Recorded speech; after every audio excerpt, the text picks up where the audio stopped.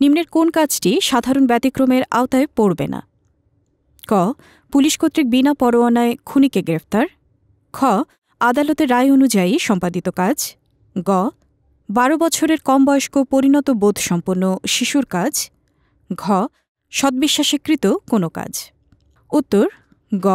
12 বছরের কম বয়স্ক পরিণত বোধসম্পন্ন শিশুর কাজ। আলোচ্য প্রশ্নের ক নং বিকল্পে উল্লেখিত পুলিশ কর্তৃক বিনা পরোয়ানায় খুনিকে গ্রেফতার পেনাল কোডের আওতাভুক্ত কোনো বিধান নয়। 1898 সালের ক্রিমিনাল প্রসিডিওর কোডের 54 ধারায় প্রদত্ত একটি ব্যতিক্রমী ক্ষমতা বলে পুলিশ অ্যারেস্ট ওয়ারেন্ট ছাড়াই কোনো খুনিকে কিংবা আমলযোগ্য অপরাধে সম্পৃক্ত ব্যক্তিকে গ্রেফতার করতে পারে। সুতরাং এই ক্ষমতাটি পেনাল কোডের আওতাধীন না হলেও ক্রিমিনাল প্রসিডিওর কোডের বিধান মোতাবেক এটি পুলিশকে প্রদত্ত ব্যতিক্রমী একটি এখতিয়ার। প্রশ্নটির অপর 3টি বিকল্পের মধ্যে খ নং বিকল্পের বিষয়ে পেনাল কোডের 78 ধারায় বলা হয়েছে আদালতের রায় বা আদেশ অনুসরণে সম্পাদিত কোনো কার্য অপরাধ নয়, এবং ঘ নং বিকল্পের বিষয়ে 92 ধারায় বলা হয়েছে কারো মঙ্গলার্থে উক্ত ব্যক্তির সম্মতি ব্যতিরেকে সদ্বিশ্বাসে কৃত কাজ অপরাধ নয়। তার মানে হচ্ছে খ ও ঘ নং বিকল্পে উল্লেখিত কার্যগুলো অপরাধ বলে গণ্য হবে না, অর্থাৎ এগুলো ব্যতিক্রমের আওতায় পড়বে।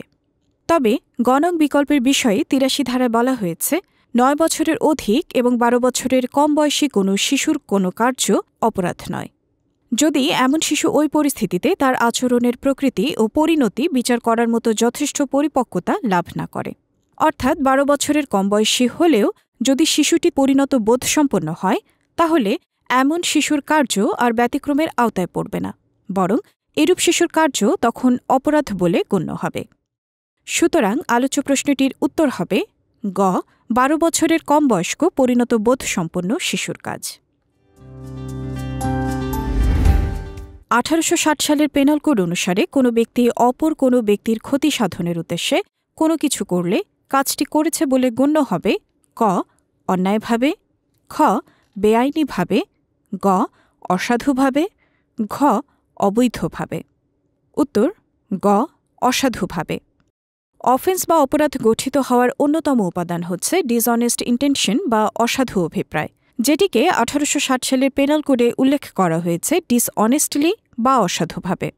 25 ধারায় দেওয়া হয়েছে এই ডিসঅনেস্টলি বা অসাধুভাবে অভিব্যক্তিটির সংজ্ঞা, যেখানে বলা হয়েছে যে ব্যক্তি এক ব্যক্তির রংফুল গেইন বা অবৈধ লাভ অথবা অপর কোনো ব্যক্তির রংফুল লস বা অবৈধ ক্ষতি সাধনের উদ্দেশ্যে কোনো কিছু করে তাহলে উক্ত ব্যক্তির এরূপ কার্য ডিসঅনেস্টলি বা অসাধুভাবে করা হয়েছে বলে গণ্য হবে। সুতরাং এই সংজ্ঞানুযায়ী আলোচ্য প্রশ্নের উত্তর হবে গ নং বিকল্পে বর্ণিত অসাধুভাবে। উল্লেখ্য যে 1860 সালের পেনাল কোডে ক, খ ও ঘ নং বিকল্পে বর্ণিত অন্যায়ভাবে, বেআইনিভাবে ও অবৈধভাবে এই 3টি অভিব্যক্তির সংজ্ঞা প্রদান করা হয়নি। ক ও খ গকে পৃথক সময়ে ক্ষুদ্র মাত্রার বিষ প্রয়োগে খুন করার চুক্তি করত চুক্তি মোতাবেক বিষ প্রয়োগ করে, কিন্তু ক এর প্রদত্ত বিষের মাত্রার কারণে গ মারা যায়। উক্ত মৃত্যুর জন্য কে বা কারা দায়ী? ক শুধু ক, খ শুধু খ, গ তারা উভয়ই, ঘ কেউই নয়। উত্তর গ তারা উভয়ই। একজন ব্যক্তি কর্তৃক কোনো অপরাধ সংঘটিত হলেও তার জন্য একাধিক ব্যক্তি উক্ত অপরাধে সমভাবে দায়ী হতে পারে। জয়েন্ট লায়াবিলিটি বা যৌথ দায়ের এমন বিধান সন্নিবেশিত করা হয়েছে পেনাল কোডের 34, 35 ও 37 ধারায়। তন্মধ্যে 34 ধারায় কমন ইন্টেনশন তথা একই অভিপ্রায় পূরণকল্পে কতিপয় ব্যক্তি কর্তৃক কৃত কার্যাবলী, 35 ধারায় ক্রিমিনাল নলেজ অ্যান্ড ইন্টেনশন তথা অপরাধমূলক জ্ঞান ও অভিপ্রায়ে কতিপয় ব্যক্তি কর্তৃক কৃত কার্যাবলী এবং 37 ধারায় একটি অপরাধ গঠনকারী কতিপয় কার্যের একটি কার্য সম্পাদনের মাধ্যমে অপরাধে কোঅপারেশন বা সহযোগিতা এই 3টি ক্ষেত্রে জয়েন্ট লায়াবিলিটি বা যৌথ দায়ের কথা উল্লেখ করা হয়েছে। আলোচ্য প্রশ্নে ক ও খ একই অভিপ্রায় পূরণকল্পে চুক্তিবদ্ধ হয়েছিল এবং সেই মোতাবেক তারা উভয়ই বিষ প্রয়োগ করেছিল। এখানে যদিও ক এর প্রদত্ত বিষের মাত্রার কারণে গ মারা যায়, তথাপি 37 ধারা বিধান মোতাবেক ক ও খ উভয়ই জয়েন্ট লায়াবিলিটি বা যৌথ দায়ে দায়বদ্ধ হবে।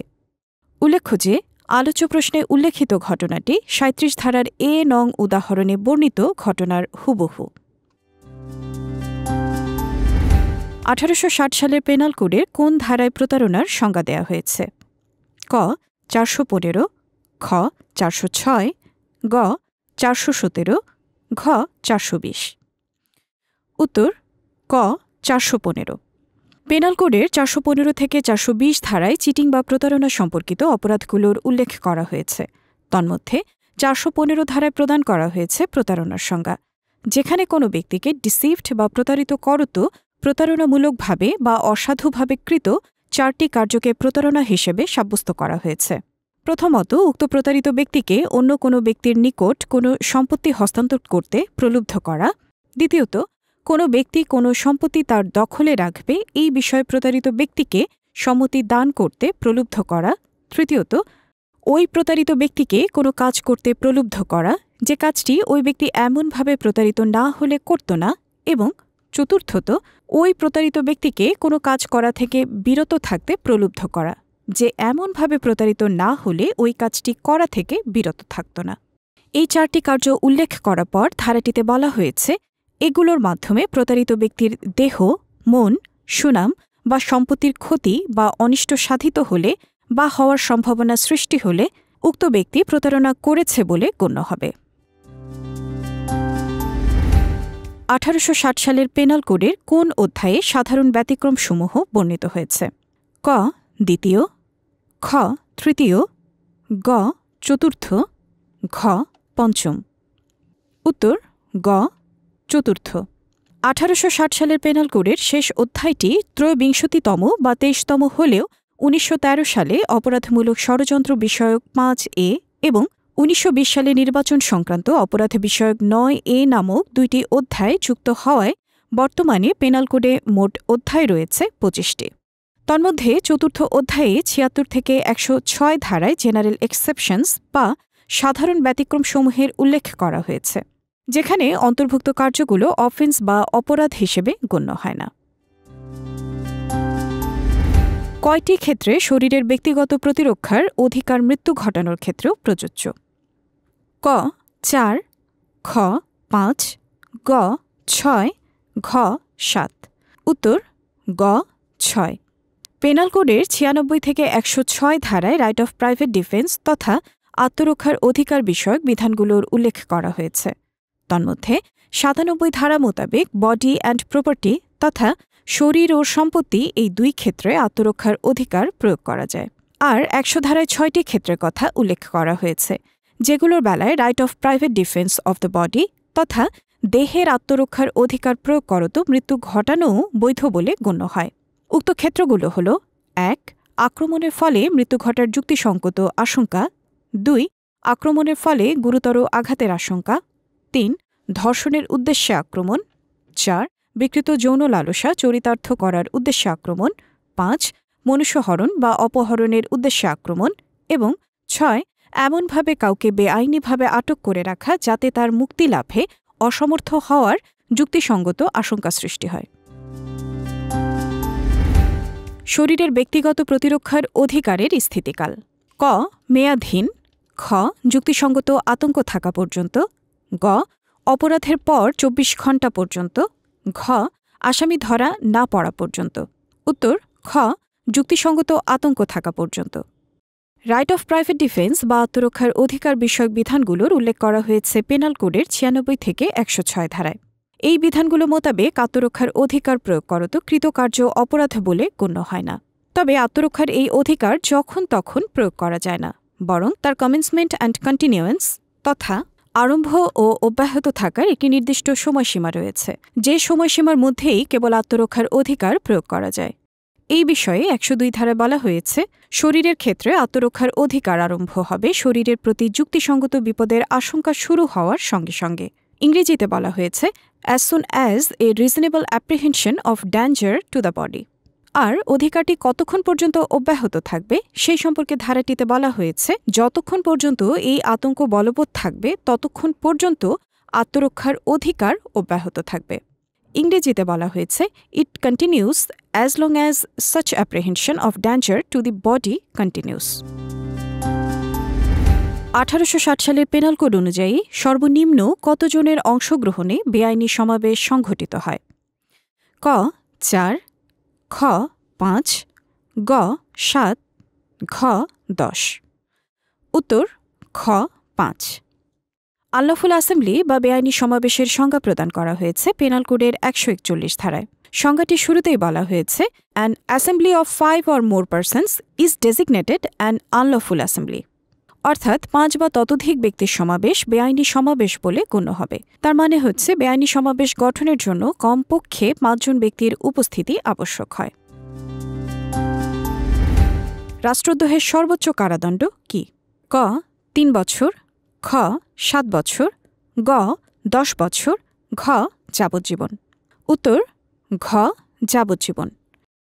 পেনাল কোডের 124A ধারায় বিধৃত করা হয়েছে সেডিশন বা রাষ্ট্রদ্রোহের সংজ্ঞা ও শাস্তি, যেখানে বলা হয়েছে যে ব্যক্তি কথিত বা লিখিত শব্দাবলীর দ্বারা অথবা সংকেতের মাধ্যমে অথবা দৃশ্যমান উপস্থাপনার মাধ্যমে অথবা অন্য কোনোভাবে আইন মোতাবেক প্রতিষ্ঠিত সরকারের প্রতি হেট্রেট অর কন্টেম্পট তথা ঘৃণা বা অবমাননা করে বা করার উদ্যোগ গ্রহণ করে অথবা ডিসঅ্যাফেকশন বা বিদ্বেষ সৃষ্টি করে বা করার উদ্যোগ গ্রহণ করে, তাহলে সেই ব্যক্তি যাবজ্জীবন কারাদণ্ডে অথবা যে কোনো স্বল্পমেয়াদের কারাদণ্ডে যার সাথে অর্থদণ্ড যোগ হতে পারে, অথবা 3 বছর পর্যন্ত যে কোনো মেয়াদের কারাদণ্ডে যার সাথে অর্থদণ্ড যোগ হতে পারে অথবা অর্থদণ্ডে দণ্ডিত হবে। তার মানে রাষ্ট্রদ্রোহের সর্বোচ্চ কারাদণ্ড হচ্ছে যাবজ্জীবন কারাদণ্ড।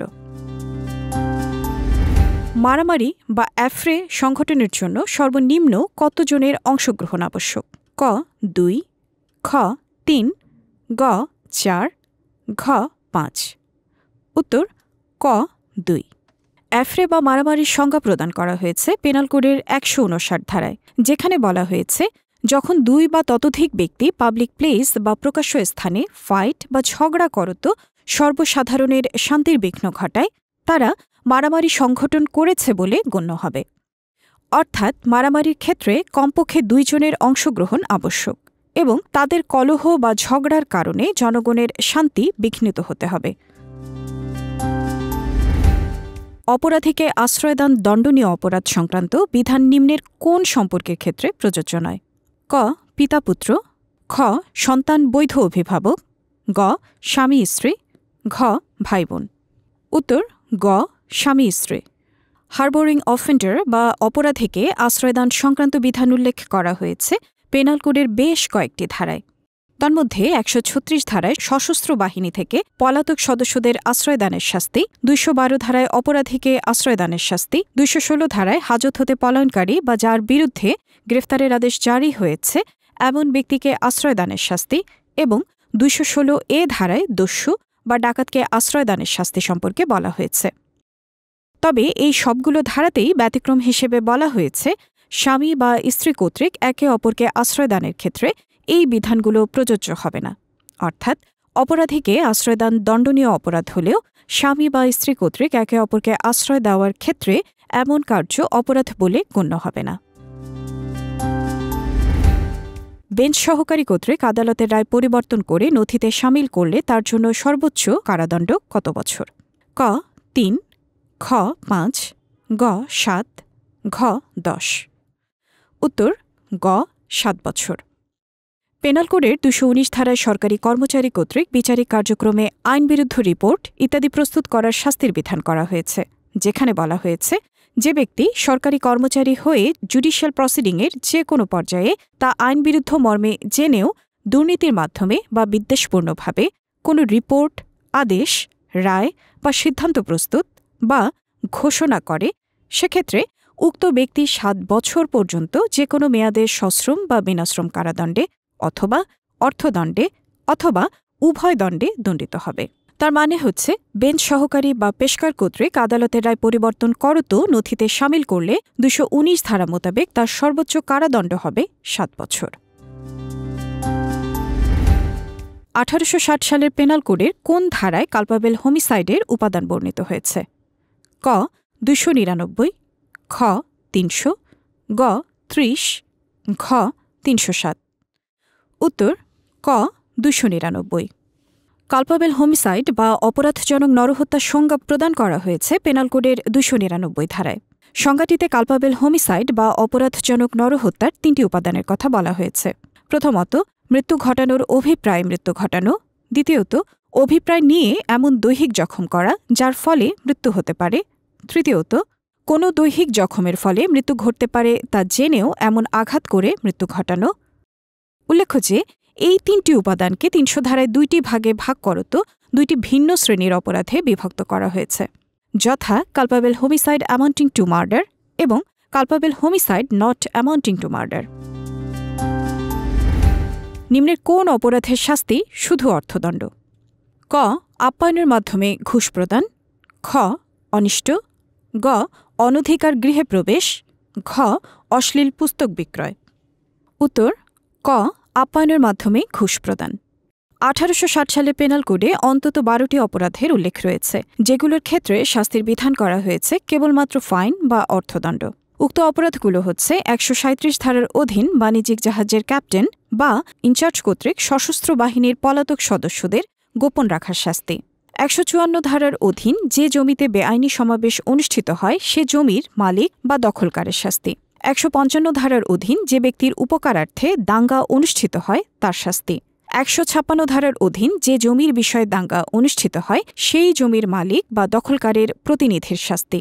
171 ধারার অধীন নির্বাচন সংক্রান্তে খাদ্য, পানীয়, আপ্যায়ন বা খোরাকের মাধ্যমে ঘুষ প্রদানের শাস্তি। 171 ধারার অধীন নির্বাচন সম্পর্কে মিথ্যা বিবৃতি দানের শাস্তি। 171 ধারার অধীন নির্বাচন সম্পর্কে বেআইনি অর্থ প্রদানের শাস্তি। 171 ধারার অধীন নির্বাচনী খরচের হিসাব না রাখার শাস্তি। 263 ধারার অধীন জাল স্ট্যাম্প প্রস্তুত বা দখলে রাখার শাস্তি। 278 ধারার অধীন আবহাওয়াকে স্বাস্থ্যের পক্ষে ক্ষতিকর করার শাস্তি। 283 ধারার অধীন রাজপথে বা সর্বসাধারণের ব্যবহার্য নৌপথে বিপদ বা বাধা সৃষ্টির শাস্তি। এবং 290 ধারার অধীন এই কোডে নিরূপণ করা হয়নি এমন নুইসেন্স বা গণ উপদ্রবের শাস্তি। সুতরাং আলোচ্য প্রশ্নের উত্তর হবে 171 ধারার অধীন নির্বাচন সংক্রান্তে আপ্যায়নের মাধ্যমে ঘুষ প্রদান, কেননা উক্ত অপরাধটির শাস্তি হচ্ছে কেবলমাত্র অর্থদণ্ড। ক. লাঠি হাতে খকে বলে আমি তোমাকে পিটাব। এর দ্বারা ক এর কৃত অপরাধ: ক. আক্রমণ, খ. আঘাত, গ. বল প্রয়োগ, ঘ. আঘাতের চেষ্টা। উত্তর ক.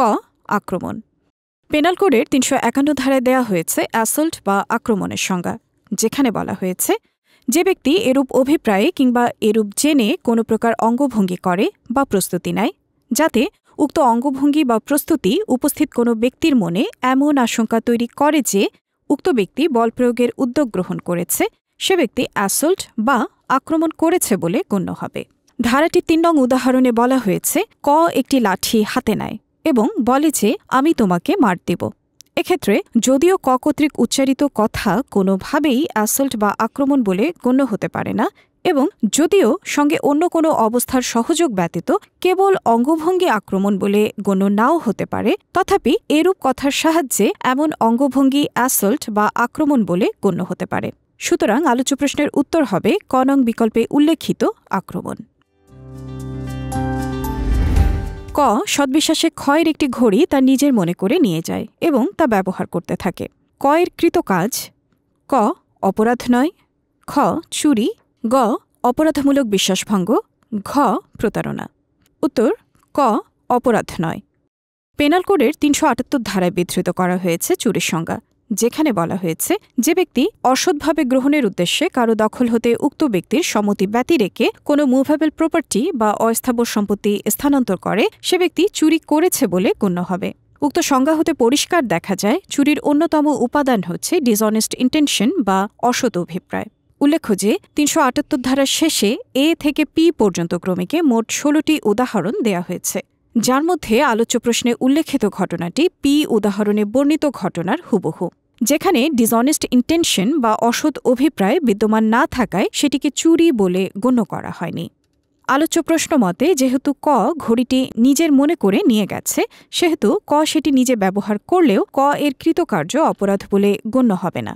তবে ক যখন জানবে যে ঘড়িটি খ এর এবং তারপর থেকে যদি ক তা ব্যবহার করা অব্যাহত রাখে, সেক্ষেত্রে তা চুরি বলে গণ্য না হলেও অবশ্যই তা পেনাল কোডের 403 ধারার 2 নং ব্যাখ্যায় প্রদত্ত উদাহরণ মোতাবেক ডিসঅনেস্টলি মিসঅ্যাপ্রোপ্রিয়েশন অফ প্রপার্টি তথা অসাধুভাবে সম্পত্তি আত্মসাতের অপরাধ বলে গণ্য হবে। তর্কাতর্কির এক পর্যায়ে ক খকে গুরুতর আঘাত করলে খ ৩ দিন পর মারা যায়। ক ১৮৬০ সালের পেনাল কোডের কোন ধারায় অপরাধ করেছে? ক ৩০৭, খ ৩২৬, গ ৩০২, ঘ ৩০৪। উত্তর ঘ ৩০৪। পেনাল কোডের ২৯৯ ধারায় ৩টি উপাদানকে কালপাবেল হোমিসাইড বা অপরাধজনক নরহত্যা হিসেবে সাব্যস্ত করা হয়েছে। এই ৩টি উপাদানকে আবার ৩০০ ধারায় ২টি ভাগে ভাগ করত ২টি ভিন্ন শ্রেণীর অপরাধে বিভক্ত করা হয়েছে, যথা culpable homicide amounting to murder এবং culpable homicide not amounting to murder. ৩০০ ধারায় বর্ণিত ৫টি এক্সেপশনস বা ব্যতিক্রমে যে সকল কালপাবেল হোমিসাইডগুলোর উল্লেখ করা হয়েছে সেগুলোই মূলত কালপাবেল homicide not amounting to murder তথা খুন নয় এমন অপরাধজনক নরহত্যা। তন্মধ্যে ৪ নং ব্যতিক্রমে উল্লেখ করা হয়েছে এমনই একটি কালপাবেল হোমিসাইড যেখানে বলা হয়েছে যদি পূর্ব পরিকল্পনা মোতাবেক সংঘটিত না হয়ে আকস্মিক ঝগড়া থেকে উদ্ভূত আকস্মিক লড়াইয়ে ক্রোধ কবলিত অবস্থায় নরহত্যা সংঘটিত হয় এবং সেক্ষেত্রে অপরাধী যদি অসঙ্গত কোনো সুযোগ গ্রহণ না করে থাকে অথবা কোনো নির্মম বা অস্বাভাবিক উপায় অবলম্বন না করে থাকে তাহলে এমন অপরাধজনক নরহত্যা খুন বলে গণ্য হবে না।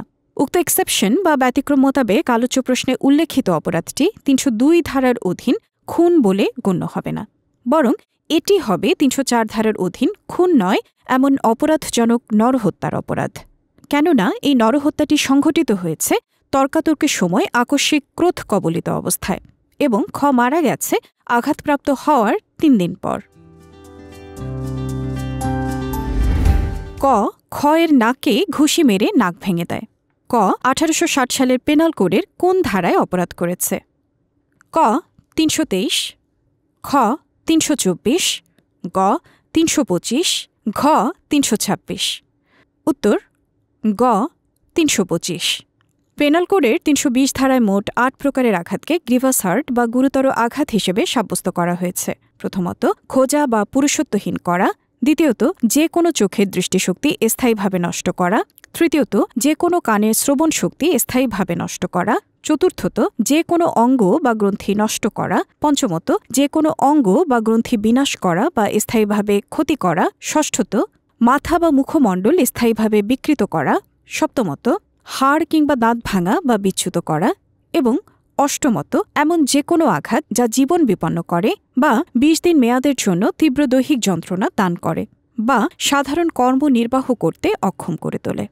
উল্লেখ্য যে পেনাল কোডের ৩২৫ ধারায় স্বেচ্ছায় গুরুতর আঘাত দানের শাস্তি এবং ৩২৬ ধারায় মারাত্মক অস্ত্র দ্বারা বা মারাত্মক উপায়ে গুরুতর আঘাত দানের শাস্তি নিরূপণ করা হয়েছে।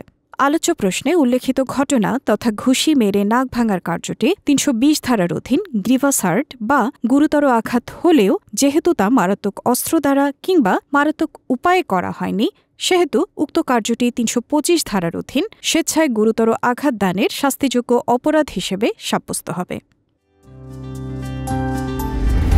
ক এর বাবা মৃত খ একজন বীর মুক্তিযোদ্ধা। গ ক এর নিকট খ এর সুনাম ক্ষুণ্ণ করার ভয় দেখায়। গ কি অপরাধ করেছে? ক অপরাধ নয়, খ অপরাধমূলক ভীতি প্রদর্শন, গ কথা দ্বারা অনিষ্ট, ঘ মানহানি। উত্তর খ অপরাধমূলক ভীতি প্রদর্শন। পেনাল কোডের ৫০৩ ধারায় প্রদান করা হয়েছে ক্রিমিনাল ইন্টিমিডেশন তথা অপরাধমূলক ভীতি প্রদর্শনের সংজ্ঞা, যেখানে বলা হয়েছে যে ব্যক্তি অন্য কোনো ব্যক্তিকে আতঙ্কিত করার অভিপ্রায়ে তার দেহ, সুনাম বা সম্পত্তির ক্ষতি সাধনের ভীতি প্রদর্শন করে অথবা যে ব্যক্তিতে তার স্বার্থ নিহিত রয়েছে তদ্রূপ ব্যক্তির ক্ষতি সাধনের ভীতি প্রদর্শন করে সে ব্যক্তি ক্রিমিনাল ইন্টিমিডেশন বা অপরাধমূলক ভীতি প্রদর্শন করেছে বলে গণ্য হবে। ধারাটির ব্যাখ্যায় আরও স্পষ্ট করে বলা হয়েছে যে ভীতি প্রদর্শিত ব্যক্তির স্বার্থ নিহিত রয়েছে এমন কোনো মৃত ব্যক্তির সুনাম নষ্ট করার ভয় দেখানোও এই ধারার আওতাধীন অপরাধ বলে গণ্য হবে। সুতরাং ৫০৩ ধারায় প্রদত্ত এই ব্যাখ্যানুযায়ী ক এর মৃত বীর মুক্তিযোদ্ধা পিতার সুনাম ক্ষুণ্ণ করার ভয় দেখানো নিঃসন্দেহে অপরাধমূলক ভীতি প্রদর্শনের অপরাধ বলে গণ্য হবে। আর ৫০৬ ধারার প্রথম অংশ মোতাবেক যার শাস্তি হচ্ছে ২ বছর পর্যন্ত যে কোনো মেয়াদের সশ্রম বা বিনাশ্রম কারাদণ্ড অথবা অর্থদণ্ড অথবা উভয়দণ্ড। 1860 সালের পেনাল কোডের 499 ধারায় বর্ণিত মানহানির সংজ্ঞায় কয়টি ব্যতিক্রমের উল্লেখ আছে? ক 5, খ 7, গ 9, ঘ 10। উত্তর ঘ 10। পেনাল কোডের 499 ধারায় উল্লেখ করা হয়েছে ডিফর্মেশন বা মানহানির সংজ্ঞা। তবে ধারাটির শেষে 10টি এক্সেপশনস বা ব্যতিক্রমে কতগুলো অভিমত বা মন্তব্যের উল্লেখ করা হয়েছে, যেগুলো মানহানি বলে গণ্য হবে না। প্রথমত, জনগণের কল্যাণের উদ্দেশ্যে কোনো ব্যক্তি সম্পর্কে সত্য দোষারোপ করা।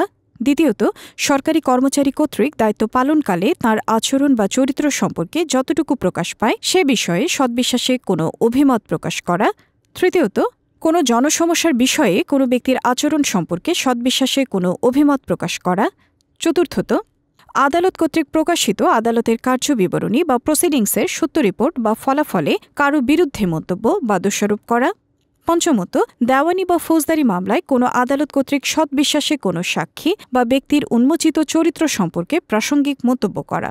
ষষ্ঠত, জনসমক্ষে প্রকাশিত কোনো পুস্তক বা বিষয়ে উক্ত পুস্তকের লেখক বা সম্পাদক বা উপস্থাপকের বিষয়ে সদ্বিশ্বাসে কোনো মন্তব্য করা। সপ্তমত, কোনো ঊর্ধ্বতন ব্যক্তি কর্তৃক অধস্তন ব্যক্তিকে তাঁর আইনানুগ কার্য সম্পর্কে কোনরূপ দোষারোপ বা ভর্ৎসনা করা। অষ্টমত, সদ্বিশ্বাসে কারো বিরুদ্ধে তার ঊর্ধ্বতন ব্যক্তি বা কর্তৃত্বপরায়ণ ব্যক্তির নিকট অভিযোগ করা। নবমত, কোনো ব্যক্তি কর্তৃক তার নিজের বা অপর কোনো ব্যক্তির কল্যাণে সদ্বিশ্বাসে কারো চরিত্র সম্পর্কে মন্তব্য করা। এবং দশমত, কোনো ব্যক্তির কল্যাণে কিংবা জনকল্যাণে উক্ত ব্যক্তিকে সদ্বিশ্বাসে সতর্ক করতে গিয়ে কোনো মন্তব্য করা। এই 10 প্রকারের অভিমত প্রকাশ বা মন্তব্য করা মানহানি বলে গণ্য হবে না।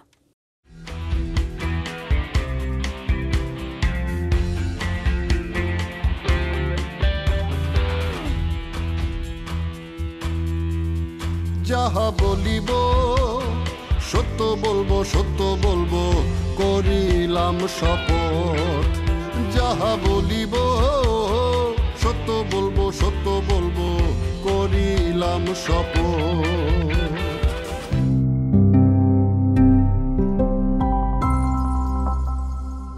Loud Tube PD, let our experience be your guide.